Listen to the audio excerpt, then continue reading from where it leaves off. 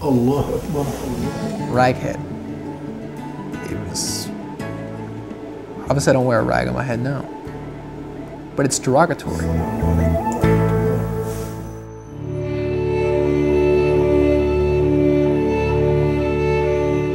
On a Monday night at 2 a.m., Zachary jumped out of his bed because there was someone banging on his barracks door, kicking hard and kicking loud.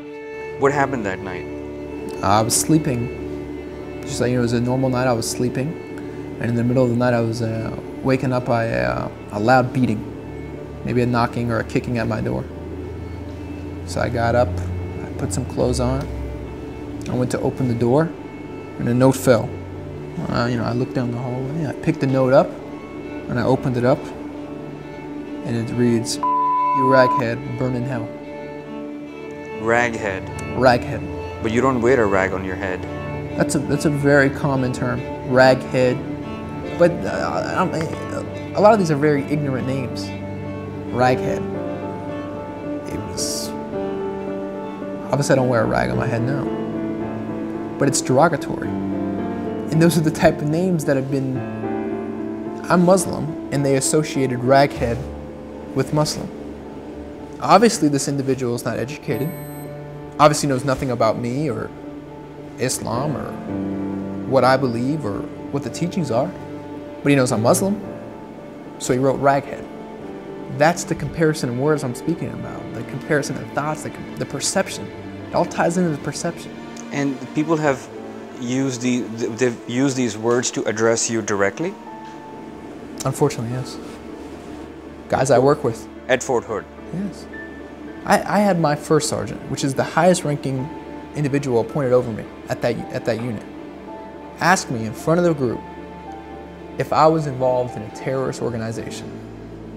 When I'm wearing this uniform you have on, when I have this on my sleeve, and you're gonna ask me if I'm in a terrorist organization, because I'm Muslim. Why?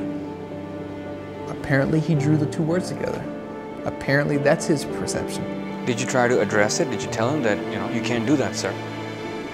That's not the reality of the military. Eventually, I filed a complaint on the issue, but there's military courtesy.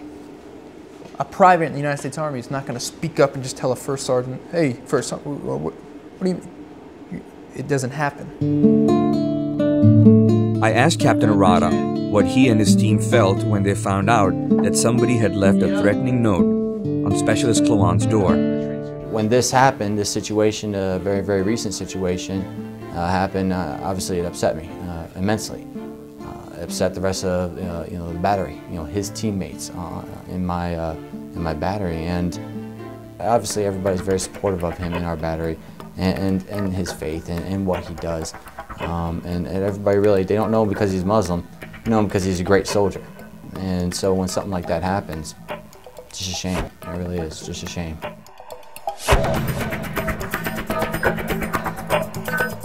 Specialist Arnold Mendez says that the military needs to be more transparent about these issues. Everybody has to know that it happened so that we can make ourselves better, so that we can be a better army. We could be a more progressive army, better thinking army, and an army that's more integrated than the army that was yesterday. I start speaking French with her. She starts speaking really fast. I'm not going to understand anything. I did try to talk to other officials from the U.S. military, but did not get any response from anyone else other than Captain Arata. I asked him if the U.S. military had contingency plans to help address issues of religious or ethnic discrimination, or is it understood that things like these will happen and nothing can be done. The fact of the matter is, we would love to be able to say that this is never going to happen.